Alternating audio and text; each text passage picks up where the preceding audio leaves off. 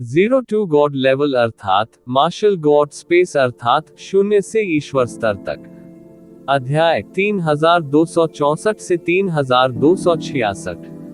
नमस्कार, आप कहानी में खो जाएं उससे पहले चैनल को सब्सक्राइब करें और नोटिफिकेशन ऑन करें। धन्यवाद।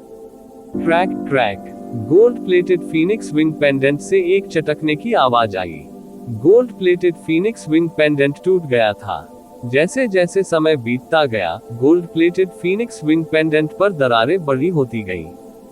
फिर जिस बिंदु पर ये ज़िवेन ने केंद्र के रूप में प्रहार किया, दरारें सभी दिशाओं में मकड़ी के जाले की तरह फैल गईं। अन्य सम्राट लॉर्ड्स पेशाब करने की हद तक डर गए थे। नंगे हाथों से एक शीर्ष दाव उपकरण के खिलाफ लड़ना पहले से ही काफी डरावना था।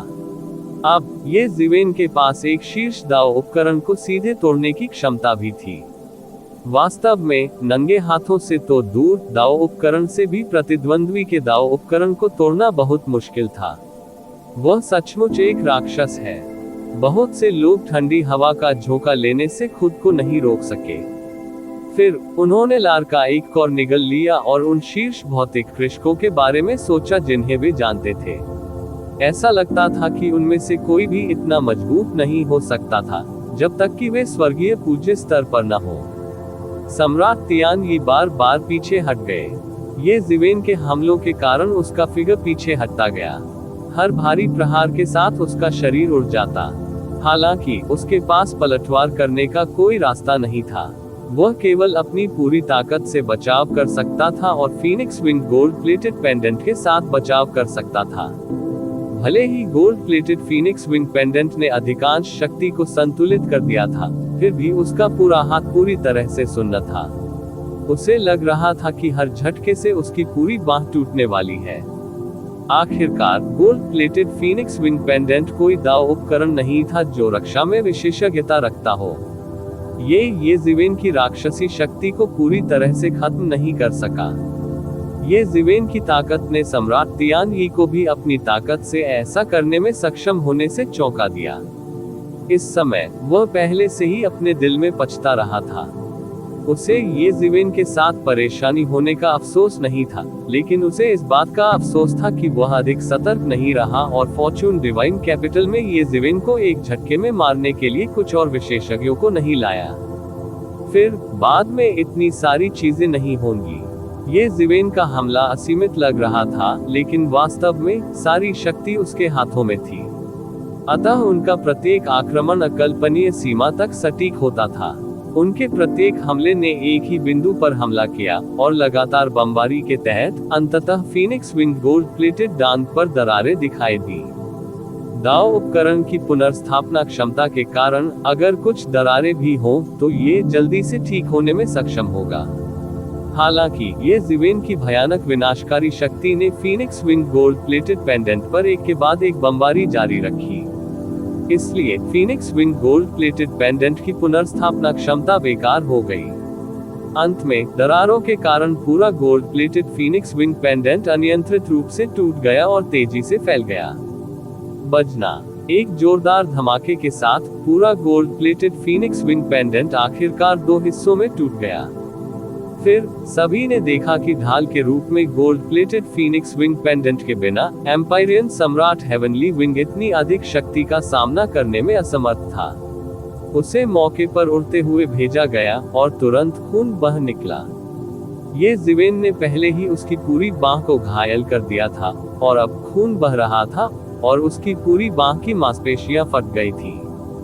Phoenix wing gold plated pendant के बिना सम्राट तियान यी की युद्ध शक्ति तुरंत एक स्तर तक गिर गई। जिस बात ने कई लोगों को और अधिक भयभीत कर दिया वह ये थी कि ये ज़िवेन अब तक लड़ने के लिए केवल अपनी ताकत पर भरोसा कर रहा था। उसने अपनी पूरी ताकत का इस्तेमाल ही नहीं किया था। हालांकि फिर भी सम्राट तियान यी बिल्कुल भी विरोध नहीं कर सके। ये कैसे हो सकता है? वह इतना मजबूत कैसे हो सकता है? उसने अभी 9वें क्षेत्र में प्रवेश किया है। एक ही बार में उसकी युद्ध शक्ति में इतना सुधार कैसे हो सकता है? मजबूत बूढ़े व्यक्ति ने ये ज़िवेन को ऐसे देखा जैसे उसने कोई भूत देखा हो। उसे इस पर बिल्कुल विश्वास नहीं हो रहा था। हालांकि उन्होंने युद्ध में भाग नहीं लिया, लेकिन उन्होंने युद्ध को स्पष्ट रूप से देखा। यदि उसने इसे अपनी आंखों से नहीं देखा होता तो उसे इस पर विश्वास नहीं होता। बाद में आए एक व्यक्ति ने वास्तव में सम्राट तियानयी को कुचलने वाले तरीके से हराया। यदि उसे बढ़ने दिया गया तो भविष्य में 10 प्रमुख सम्राटों के स्तर तक बढ़ना उसके लिए बहुत आसान होगा। केवल इस स्तर पर यह वास्तव में निराशाजनक है, ये जिवेन ने फीकी मुस्कान के साथ कहा। उसके पूरे शरीर का क्यूई और खून चरम सीमा तक बढ़ गया था। ऐसा लग रहा था कि उसकी दोहरी पुतलियां उसकी आंखों में सब कुछ देखकर अतीत और भविष्य को देखने में सक्षम थी। आपने मेरे मानव कबीले को बस आत्मसमर्पण करने के लिए मजबूर करने का साहस किया। ये जिवेन ने सम्राट तियानयी की ओर देखा और कहा, यदि आप प्रकट नहीं होते तो ठीक होता, लेकिन वास्तव में आपने मुझ पर घात लगाने के लिए लोगों को संगठित करने का साहस किया। तुम जीने से थक गए होगे। जब सम्राट तियानयी ने देखा कि ये जिवेन तुरंत उस पर नहीं झपटा, तो वह मदद नहीं कर सका, लेकिन राहत की सांस ली। उसने तुरंत अपने शरीर को ठीक करने के लिए इस अवसर का लाभ उठाया। इस समय उसका पहले से ही पीछे हटने का इरादा था। इस बार ऐसा कहा जा सकता है कि उसने अपनी सभी योजनाओं को समाप्त कर दिया है और अपने सभी साधनों का उपयोग किया है, लेकिन फिर भी वह ये जिवेन के लिए कुछ नहीं कर सका। ये जिवेन ने वास्तव में ये जिवेन को 9वें दायरे में प्रवेश करने की अनुमति दी। वास्तव में कोई दूसरा रास्ता नहीं था। बकवास करना बंद करो, ये सिर्फ एक लड़ाई है। उसे पहले से ही महसूस हो रहा था कि उसके भागने के सभी रास्ते ये जिवेन ने बंद कर दिए हैं। बचना असंभव था। ऐसा लग रहा था कि पूरी दुनिया ये जिवेन के हाथों में है। जब से ये जिवेन ने 9वें क्षेत्र में प्रवेश किया, स्वर्ग और पृथ्वी पर उसका नियंत्रण पहले ही ये जिवेन से आगे निकल गया था। दोनों पक्षों के बीच संतुलन बहुत पहले ही झुकना शुरू हो गया था। अब जब उसे ऐसी स्थिति में मजबूर कर दिया गया था, तो उसके मन में भागने का कोई विचार नहीं था। इन वर्षों में वो दुनिया भर में घूमने वाला एक सर्वोच्च संप्रभु सम्राट था। स्वाभाविक रूप से उनमें अब भी कुछ अभिमान था। ठीक कहा, ये सिर्फ एक लड़ाई है। पिछली बार तुम मेरे हाथों से बच गए थे, इस बार तुम निश्चित रूप से फिर से मेरे हाथों से नहीं बचोगे। मुझे पता है कि तुम्हें यकीन नहीं था कि पिछली बार तुम्हें हराने के लिए मैंने यूनिवर्स क्रिएशन पाम का इस्तेमाल किया था। अब मैं तुम्हें हराने के लिए अपनी मूल शक्ति का उपयोग करूंगा। जैसे ही ये जिवेन ने बात की, वो अंततः आगे बढ़ गया। उसने अपने शरीर की लगभग सारी शक्ति अपने वश में कर ली थी। सम्राट तियानयी समय के लिए रुक रहा था, लेकिन क्या वह समय के लिए भी नहीं रुक रहा था ताकि वह 9वें क्षेत्र की ताकत के अनुकूल हो सके। पुनर्जन्म के 6 रास्ते मुट्ठी। ये जिवेन ने अपनी 5 उंगलियां मुट्ठी में बंद कर ली और मुक्का मार दिया। पुनर्जन्म के 6 मार्गों की आभा कानूनों के 6 विशाल तूफानों में बह गई। इसने उसकी बाह को घेर लिया और बेतहाशा बह गया। उसके पीछे पुनर्जन्म के 6 रास्ते सघन हो गए और एक एक करके घूमने लगे। एक पल में स्वर्ग और पृथ्वी की शक्ति ये जिवेन की मुट्ठी से संचालित हो गई। सम्राट तियानयी को इस हद तक मजबूर किया गया और उनका क्रूर स्वभाव उजागर हो गया। उसने बस एक लंबी दहाड़ मारी और ये जिवेन से लड़ना चाहता था। उसने अपना दूसरा घायल हाथ उठाया और एक मुक्का जड़ दिया। अचानक अनगिनत पंख इकट्ठे होकर बिखर गए। ये लगभग ऐसा था मानो कानूनों का अंतहीन विकास हो रहा हो। ये भी एक अत्यंत शानदार मुट्ठी तकनीक थी। हालांकि उसने Phoenix wing gold plated pendant छोड़ दिया था और उसकी पूरी ताकत एक स्तर तक कम हो गई थी, फिर भी वह असहाय नहीं था। टकराना। दोनों की मुट्ठियां जोर से टकराईं और दोनों पक्षों के प्राकृतिक नियम प्रकट हुए, एक भयानक क्षेत्र में परिवर्तित हो गए, स्वर्ग की एक भयावह शक्ति में परिवर्तित हो गए, एक दूसरे को खा गए, लगभग पूरी तरह से दूसरे के बारे में सब कुछ नष्ट कर दिया। सम्राट स्काईविंग थोड़े समय के लिए ही रुक पाए थे, इससे पहले कि उन्हें लगा कि उनकी मुट्ठी को दुनिया की सबसे भयानक चीज का सामना करना पड़ा है। वह इसे बिल्कुल भी झेलने में असमर्थ था और तुरंत कागज के पतले टुकड़े की तरह टुकड़े टुकड़े हो गया। ये जिवेन की मुट्ठी की गति कम नहीं हुई। और यह सम्राट तियानयी के चेहरे की ओर तेजी से बढ़ी। न केवल उसकी मुट्ठी की गति कम नहीं हुई, बल्कि समय बीतने के साथ ये तेजी से बढ़ी भी। विशेष रूप से सम्राट तियानयी की मुट्ठी की गति को तोड़ने के बाद ऐसा लग रहा था कि उसने कुछ पोषण अवशोषित कर लिया है और पहले से ही उस बिंदु तक बढ़ गया है जहां इसका विरोध करना मुश्किल था। टकराना। सम्राट तियानयी थोड़ा चकमा खा गए। उड़ान भरने से पहले उसके पास केवल थोड़ा सा विरोध करने का समय था। उसका कंधा पहले ही टुकड़े टुकड़े हो चुका था। हर जगह मांस और खून था और हर जगह खून बिखरा हुआ था। कितनी भयानक मुट्ठी की गति है। डैंडी को दर्द महसूस हो सकता था जब ये ज़िविन के 6 पतों के पुनर्जन्म की मुट्ठी द्वारा लाए गए कानून के तूफान ने उसके चेहरे को खरोंच दिया।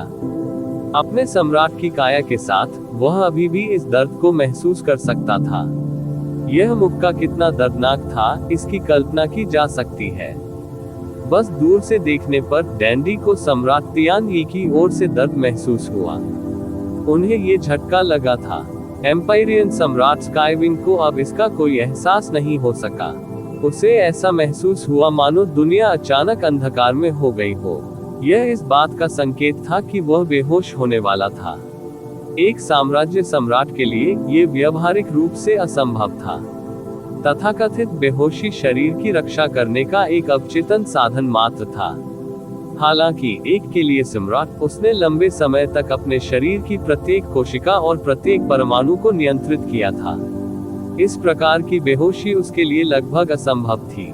उसने खुद को जगाने के लिए जबरदस्ती अपने दांत भींच लिए, लेकिन इसका कोई फायदा नहीं हुआ क्योंकि ये ज़िविन का अगला झटका पहले ही लग चुका था।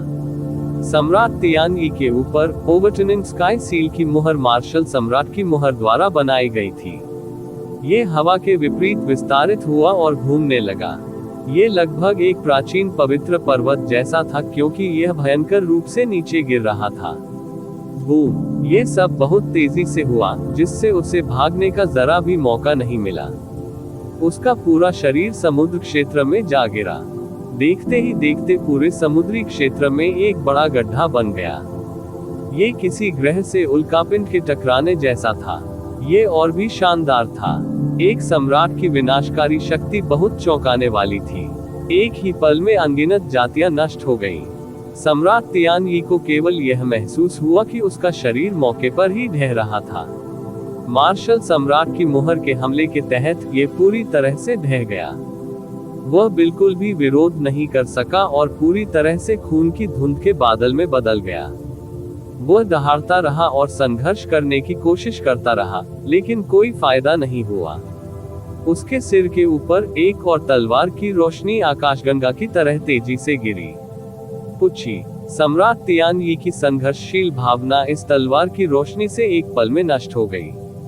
यहाँ तक कि 9वें क्षेत्र के सम्राट की आत्मा भी ऐसे निरंतर हमलों का सामना नहीं कर सकी। इसने उसकी आत्मा को पूरी तरह से शून्य में बदल दिया। जैसे ही सम्राट तियानयी का शरीर फिर से इकट्ठा हुआ, ये ज़िविन ने इसे Phoenix wing gold plated pendant के 2 टुकड़ों के साथ एक साथ रखा। जब उस मजबूत बूढ़े व्यक्ति ने ये दृश्य देखा, तो वह लगभग डर गया क्योंकि उसने देखा कि ये ज़िविन वास्तव में उसे देख रहा था। प्रतिवेदन किसी भी खराब अनुवाद के बारे में हमें बताने के लिए टेक्स्ट का चयन करें और रिपोर्ट पर क्लिक करें। लेस देन पिछला सूचकांक अगला ग्रेटर देन उस हटे कट्टे बूढ़े आदमी को ये तब महसूस हुआ जब ये ज़िविन ने उसे घूर कर देखा। उसे अपनी रीढ़ की हड्डी में ठंडक महसूस हुई। लड़ाई अभी बहुत जल्दी खत्म हो गई। सम्राट तियानयी की हार की गति भी हर किसी की कल्पना से परे थी। किसी को उम्मीद नहीं थी कि सम्राट तियानयी, जो 9वें दायरे में भी थे, ये ज़िविन का सामना करते समय इतने कमजोर होंगे। वह बिल्कुल भी ये ज़िविन का प्रतिद्वंद्वी नहीं था। एक ही क्षण में वह पूरी तरह पराजित हो गया। विशेष रूप से Phoenix wing gold plated pendant खोने के बाद वह ये ज़िविन की कुछ चालों का भी सामना नहीं कर सका। इसने ये ज़िविन को और भी अधिक भयानक बना दिया। जब तक उन्होंने प्रतिक्रिया दी, तब तक बहुत देर हो चुकी थी। ये ज़िविन ने अपने हाथ पूरी तरह से आजाद कर लिए थे। वह मोटा बूढ़ा आदमी तेजी से कांप उठा और उसकी पूरी आकृति धीरे धीरे हवा में गायब हो गई। पता चला कि वह पहले ही हजारों मील दूर भाग चुका था। ये सिर्फ एक बात की छवि थी।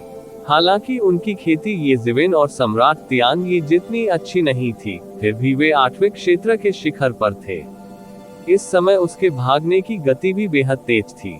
येज़िविन ने थोड़ा व्यंग्य किया और कहा, छोड़ना चाहते हो? उसकी दोहरी पुतलियां खुल गईं और सारा संसार उसकी दृष्टि में आ गया।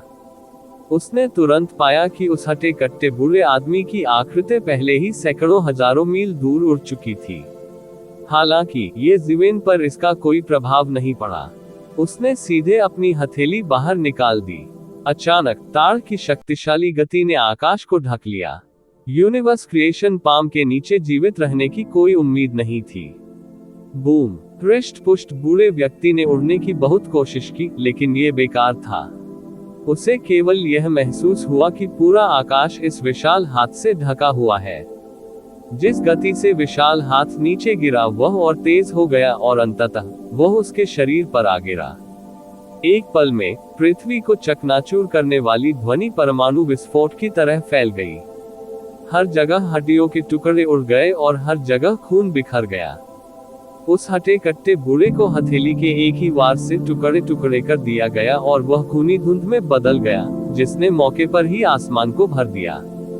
8वें क्षेत्र के शिखर पर एक विशेषज्ञ येज़िविन की एक चाल का भी सामना नहीं कर सका। वह तुरंत गंभीर रूप से घायल हो गया। इससे पहले कि वह अपने भौतिक शरीर को फिर से इकट्ठा कर पाता, आकाश से तलवार की रोशनी गिरी और खून की धुंध में गिर गई, जिससे उसकी आत्मा पूरी तरह से मर गई। थोड़ी देर के बाद उसके पुनः एकत्रित भौतिक शरीर को भी येज़िविन ने रख लिया। 8वें क्षेत्र के शिखर पर इस मोटे बूढ़े व्यक्ति को मारने के बाद येज़िविन ने बस चारों ओर देखा। वे सम्राट स्तर के प्राणी जो छिपकर देख रहे थे, अचानक उनकी रीढ़ में ठंडक महसूस हुई, जैसे कोई राक्षस उन्हें घूर रहा हो। अचानक वह समझ गया कि यह येज़िविन की उन्हें चेतावनी थी। उनमें अब और रुकने की हिम्मत नहीं हुई और वे जल्दी ही पक्षियों और जानवरों की तरह तितर बितर हो गए। हालांकि ऐसा करना सम्राट स्तर के जीवन रूपों के लिए बहुत शर्मनाक होगा, लेकिन चेहरा खोने की तुलना में उनका जीवन अधिक महत्वपूर्ण था। उल्लेख करने की आवश्यकता नहीं है, वे ये भी बहुत स्पष्ट थे कि भले ही वे आगे बढ़े और येज़िविन को घेर लिया, अंततः वे एक ही चाल में मारे जाएंगे। जैसा कि उन्होंने सोचा था, येज़िविन वास्तव में उन्हें चेतावनी दे रही थी। उसका नरसंहार शुरू करने का इरादा नहीं था, क्योंकि उसे यकीन नहीं था कि इससे क्या आकर्षित होगा। पाताल लोक का समुद्री क्षेत्र बहुत ही रहस्यमय और शक्तिशाली था। आज नरसंहार शुरू करने का दिन नहीं था। फिर उसने इस बार की फसल की गिनती की। 9वें क्षेत्र के सम्राट के रूप में सम्राट तियानयी वास्तव में बहुत अमीर थे। 8वें क्षेत्र के अन्य विशेषज्ञों के साथ मिलकर उन्होंने कुल 60 स्तर 2 ड्रैगन नसें प्राप्त की। 10 स्तर 2 ड्रैगन नसों को जलाने के अलावा येज़िविन ने अंततः कुल 50 स्तर 2 ड्रैगन नसें प्राप्त की। ये सबसे प्रत्यक्ष धन था। यदि वह बाकी को ड्रैगन नसों के बदले बदलना चाहता है, तो उसे सृजन के पद से बाहर आने तक इंतजार करना होगा।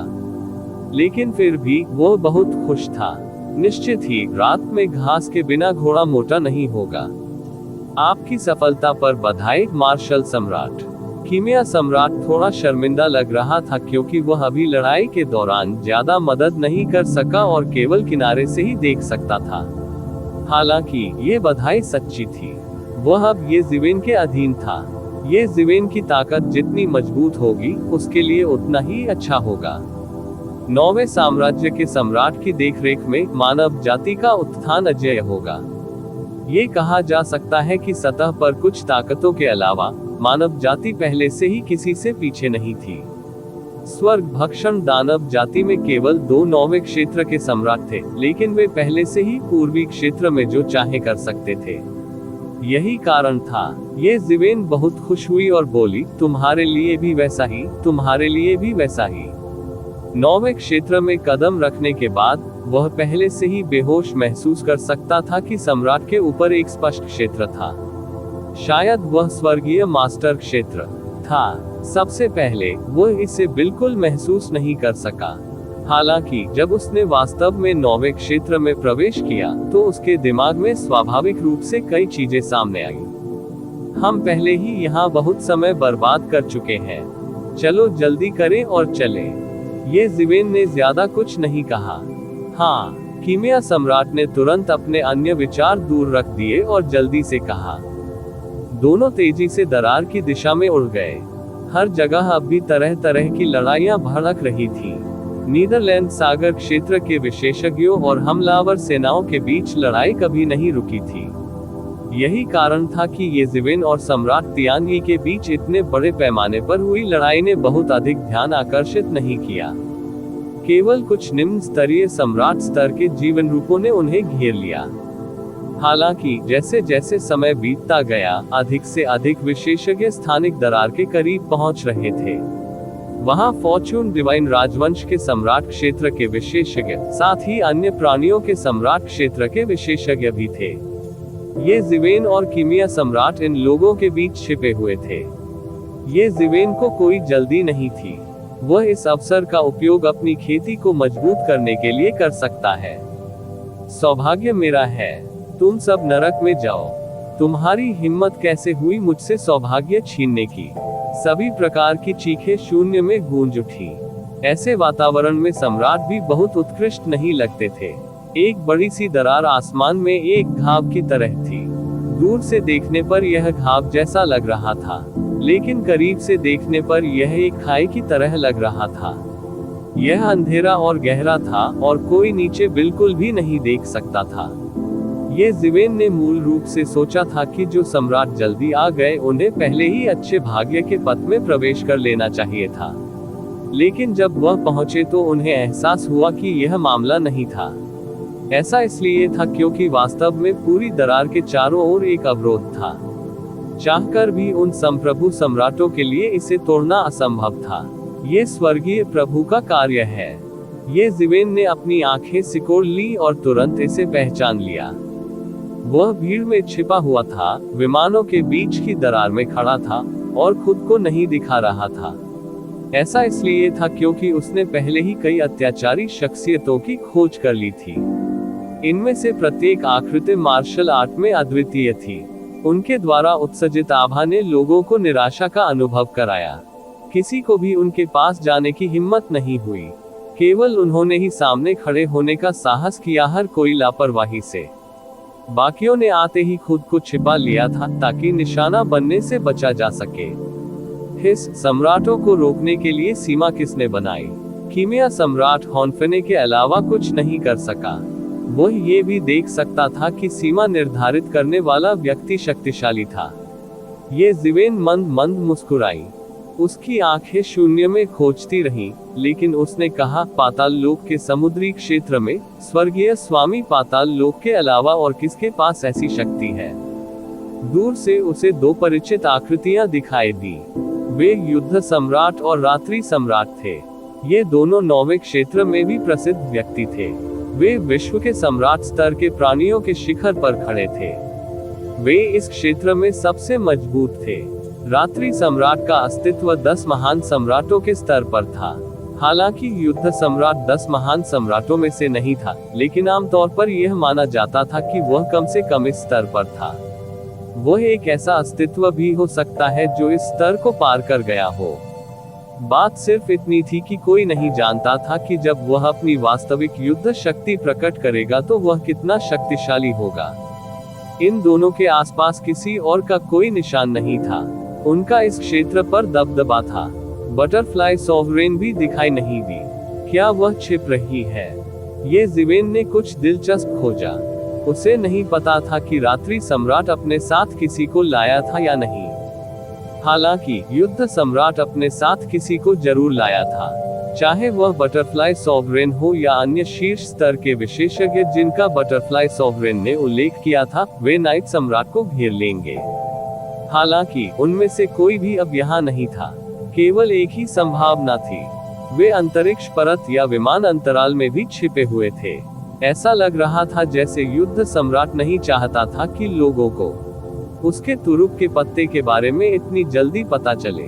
यहाँ तक कि नाइट एम्परर को घेरने और मारने की बात भी गुप्त रूप से की जाती थी, ताकि नाइट एम्परर को भनक न लगे। चूंकि यही मामला था, ये ज़िवेन ने भी उनका अभिवादन करने का विचार छोड़ दिया।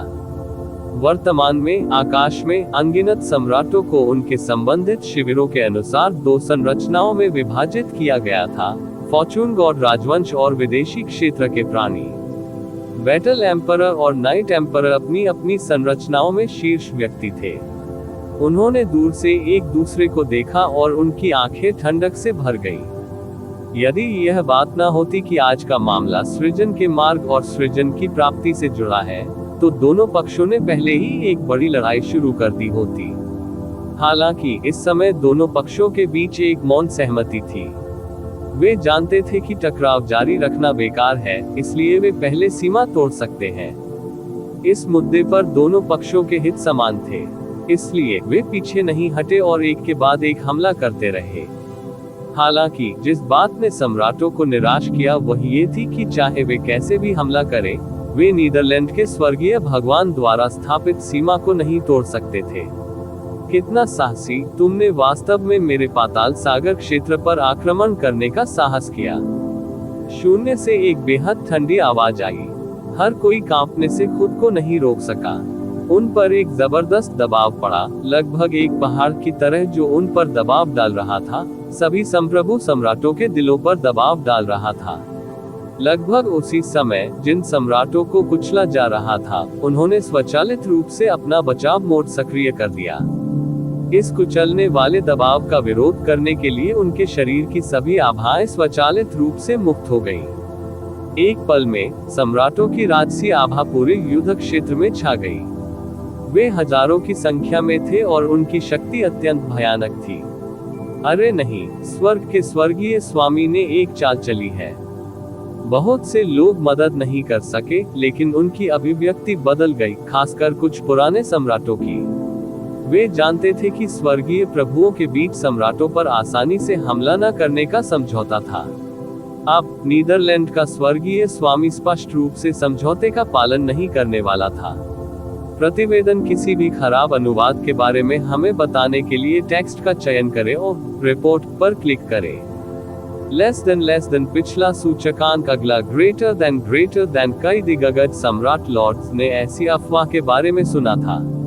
हालांकि कोई नहीं जानता था कि यह सच है या नहीं। स्वर्गीय आदरणीय पिछले कुछ वर्षों में शायद ही कभी प्रकट हुए हों, कार्रवाई करना तो दूर की बात है। इसलिए इस अफवाह को सत्यापित करने का कोई तरीका नहीं था। हालांकि कई लोगों का मानना था कि यह सच होना चाहिए, अन्यथा चाहे कितने ही सम्राट प्रभु क्यों न हों, स्वर्गीय आदरणीय लोग हत्या की होड़ में चले गए, वे उन्हें रोक नहीं पाएंगे। इन सभी वर्षों में स्वर्गीय पूज्य नीदरलैंड सागर क्षेत्र में छिपा हुआ था। हालांकि वह अभी भी बहुत प्रसिद्ध था। बहुत से लोग उसके बारे में स्पष्ट रूप से भूल गए थे, या यूं कहें कि उसे अनदेखा कर दिया था। अन्यथा वह इतनी बेईमानी से नीदरलैंड सागर क्षेत्र में जाने की हिम्मत नहीं कर पाता। हालांकि इस समय स्वर्गीय पूज्य नीदरलैंड कार्रवाई करने जा रहा था। इससे कई अनुभवी सम्राट लॉर्ड्स, विशेष रूप से युद्ध सम्राट, रात्रि सम्राट और अन्य की अभिव्यक्तियां बदल गईं। यद्यपि स्वर्गीय पूज्य नीदरलैंड प्रसिद्ध थे, वे वापस लड़ने के लिए शक्तिहीन नहीं थे और केवल वध होने की प्रतीक्षा कर सकते थे। यदि वे स्वर्गीय पूज्य नेदर का अकेले सामना करते, तो उनकी जीत की संभावना बेहद कम हो सकती थी। हालांकि उपस्थित संप्रभु सम्राट सामान्य लोग नहीं थे। यदि वे पूरी ताकत लगा देते हैं, भले ही प्रतिद्वंद्वी स्वर्गीय पूज्य नीदरलैंड ही क्यों न हो, वे अभी भी वापस लड़ने में सक्षम हो सकते हैं। बेशक ये कहना मुश्किल था कि उन्हें क्या कीमत चुकानी पड़ेगी। हालांकि वे पहले ही इस हद तक मजबूर हो चुके थे। उनके पास इतना सोचने का समय कैसे हो सकता है। ठीक इसी समय अचानक आसमान में एक और उतार चढ़ाव दिखाई दिया। स्वर्गीय पूज्य नीदरलैंड, उनके लिए चीजों को कठिन क्यों बनाया जाए। इस बार सृजन का मार्ग खुल गया है। नीदरलैंड समुद्री क्षेत्र के कई लोग भी प्रवेश के लिए योग्य हैं, ठीक है। बहुत अधिक अहंकारी मत बनो। अन्यथा ये नहीं होगा। यदि आप जनता का गुस्सा भड़काते हैं तो अच्छा है। यह आवाज बहुत शांत थी, जैसे ये किसी बहुत ही सामान्य बात के बारे में बात कर रही हो।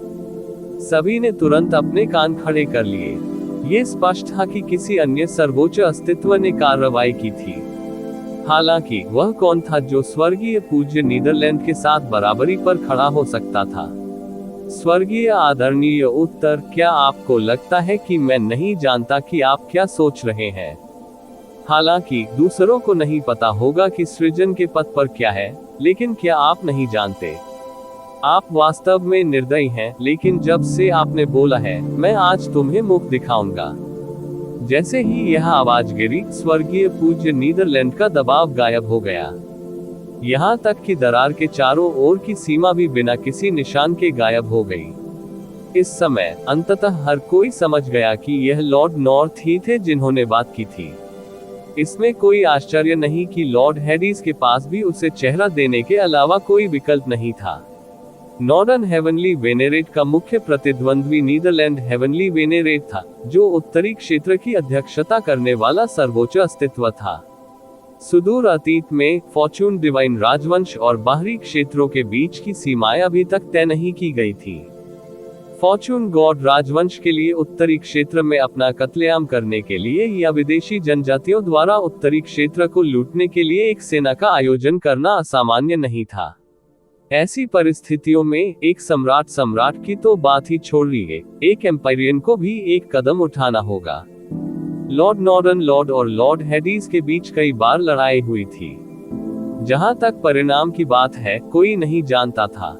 अपने स्तर पर यदि वे पूरी कोशिश नहीं करते तो वे अधिक से अधिक गतिरोध बनाए रख सकते थे। हालांकि चाहे कुछ भी हो, उत्तरी स्वर्गीय पूज्य एक सर्वोच्च अस्तित्व था जो स्वर्गीय पूज्य पाताल लोक के खिलाफ लड़ सकता था। उन दोनों के मन में एक दूसरे के बारे में कुछ गलतफहमियां रही होंगी, अन्यथा वे केवल एक वाक्य के साथ स्वर्गीय पूज्य पाताल लोक को पीछे हटने पर मजबूर नहीं कर देते।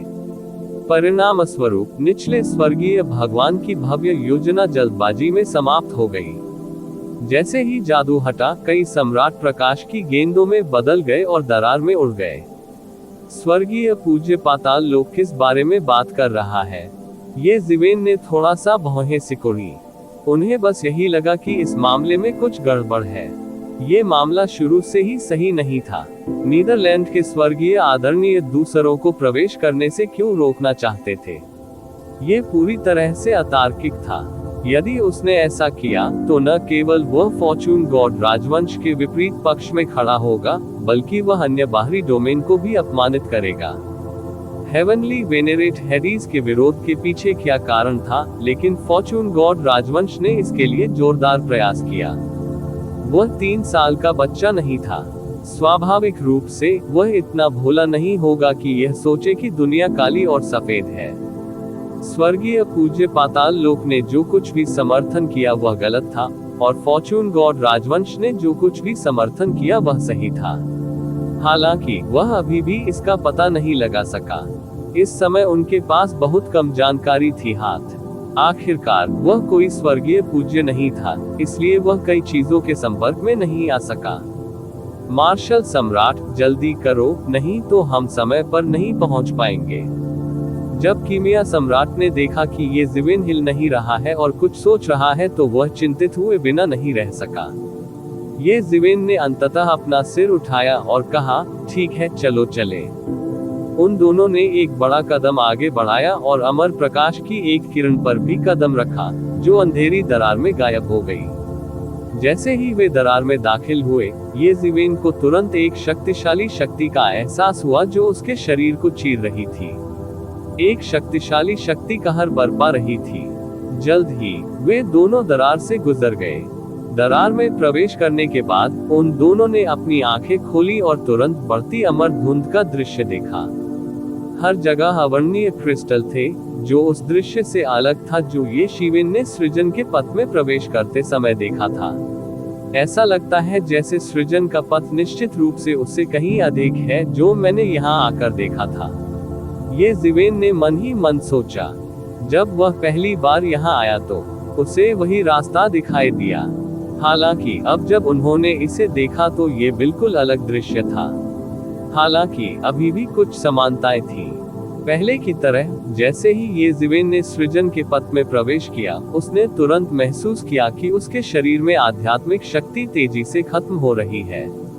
हर कदम आगे बढ़ाने पर भारी मात्रा में आध्यात्मिक शक्ति खर्च होती थी, मानो वह बहुत बड़ा दबाव झेल रहा हो। हालांकि ये पहले से बिल्कुल अलग था। ये ज़िवेन उस समय केवल तीसरे क्षेत्र के शिखर पर था, जो अब कीमिया सम्राट से थोड़ा कमजोर था। हालांकि वह पहले से ही सम्राट भगवान के शिखर पर था, इसलिए स्वाभाविक रूप से उसकी तुलना अतीत से नहीं की जा सकती थी। इसके अलावा अब उसके शरीर में लगभग 100 लेवल 2 ड्रैगन वेन्स हैं, जिनकी भरपाई किसी भी समय की जा सकती है, इसलिए उसे बिल्कुल भी चिंता करने की जरूरत नहीं थी। वह पहले भी सृजन पथ पर जा चुका था, इसलिए स्वाभाविक रूप से वह बिना किसी तैयारी के यहाँ नहीं आएगा। कीमिया सम्राट की अभिव्यक्ति भी गंभीर थी।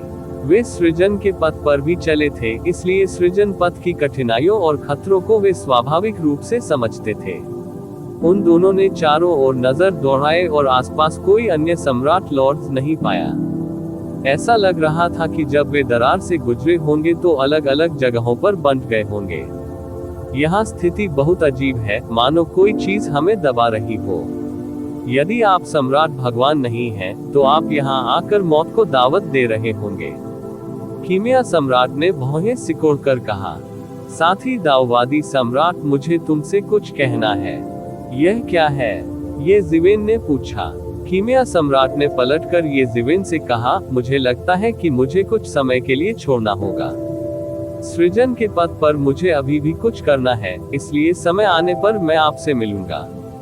ठीक है। ये ज़िवेन ने सिर हिलाया और आश्चर्यचकित नहीं हुए। चूंकि कीमिया सम्राट जानता था कि सृजन का मार्ग बहुत खतरनाक है, लेकिन फिर भी उसने भाग लेने पर जोर दिया, तो उसके पास अपने कारण होने चाहिए। इसलिए ये सब वास्तव में उनकी अपेक्षाओं के अनुरूप था। कीमिया सम्राट के बोलने के बाद उसकी पूरी आकृति शून्य में गायब हो गई। जाहिर है वह पहले से ही तैयार था, इसलिए उसे तुरंत सही दिशा मिल गई और वह पूरे रास्ते उड़ गया। दूसरी ओर ये ज़िवेन उबलती हुई आकाशीय धुंध की गहराई तक चली गई। हर जगह रहस्यमयी क्रिस्टल देखे जा सकते थे। शुरू में उसे नहीं पता था कि वे क्या थे, लेकिन अब वह समझ सकता था कि वे क्या थे। जब वह वास्तव में समझ गया, तो वह कॉन्फिडेंस से खुद को नहीं रोक सका, क्योंकि उसे एहसास हुआ कि हर क्रिस्टल में एक सूखा हुआ ब्रह्मांड प्रतीत होता था। अनंत ब्रह्मांड एक क्रिस्टल में संकुचित हो गए थे।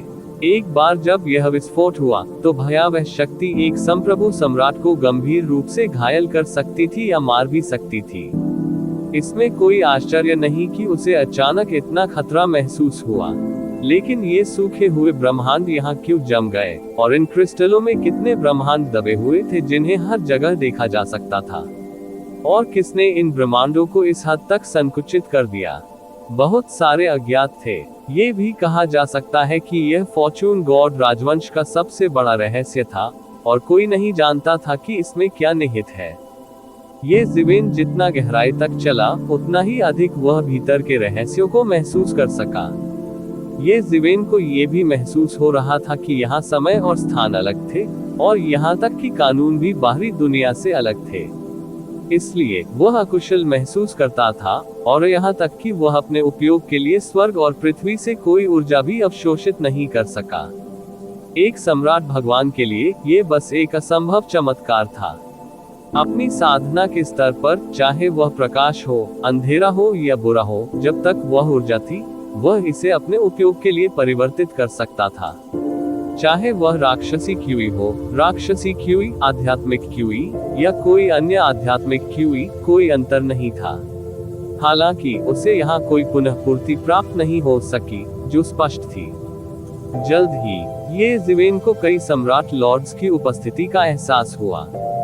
ये सम्राट लॉर्ड्स ये ज़िवेन की तरह भी सृजन पथ की गहराई की ओर बढ़ रहे थे। क्या अंदर एक स्वर्गीय पूज्य की कब्र की खोज की गई? अचानक कई सम्राट लॉर्ड्स के बीच एक अफवाह फैल गई, और यह अज्ञात था कि किसने आगे कुछ खोजा था। जल्द ही इन सम्राट लॉर्ड्स की आभा सामने की ओर तेज होने लगी। ये जिवेन थोड़ा प्रलोभित हुए बिना नहीं रह सकी। फॉर्चून गॉड राजवंश में उन्होंने केवल स्वर्गीय पूज्यों के बारे में सुना था, लेकिन उन्होंने पेंथियन वेनेरेट के अलावा किसी अन्य स्वर्गीय पूज्य को कभी नहीं देखा था। पेंथियन वेनेरेट वास्तव में अपने चरम पर नहीं थे और उनकी तुलना बिल्कुल भी नहीं की जा सकती थी। उसका दिल धड़क उठा और वह भी उस ओर दौड़ पड़ा। जल्द ही ये जिवेन के सामने एक विशाल कब्र दिखाई दी। यह मकबरा स्वर्ग और पृथ्वी द्वारा बनाया गया था। सृजन के पथ पर भी यह एक चमत्कार था कि वह अपनी स्वयं की कब्र बना सका। मालूम हो कि जब किसी सम्राट लॉर्ड की मृत्यु हो जाती थी तो वे अक्सर स्थानीय परिस्थितियों के अनुसार एक विशाल कब्र का निर्माण कर सकते थे, जो कि एक आकाश दफन होता था। हालांकि सृजन के इस पथ पर सम्राट लॉर्ड्स की लाशें सड़क के किनारे गोभी की तरह हर जगह देखी जा सकती थी। इससे यह मकबरा और भी असाधारण हो गया। प्रतिवेदन किसी भी खराब अनुवाद के बारे में हमें बताने के लिए टेक्स्ट का चयन करें और रिपोर्ट पर क्लिक करें।